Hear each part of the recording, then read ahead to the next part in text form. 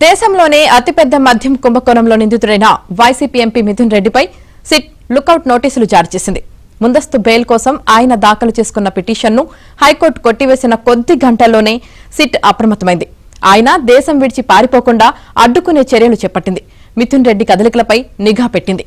మద్యం పాలసీ రూపొందించడం నుంచి పైసా వసూలు వరకు ప్రతి చోట మిథున్ పాత్రపై సిట్ ఇప్పటికే ఆధారాలు సేకరించింది.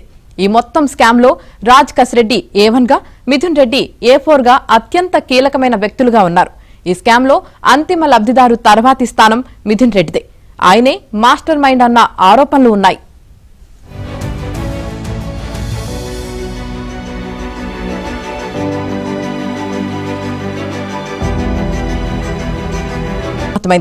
ఆయన దేశం విడిచి పారిపోకుండా అడ్డుకునే చర్యలు చేపట్టింది. మిథున్ రెడ్డి కదలికలపై నిఘా పెట్టింది.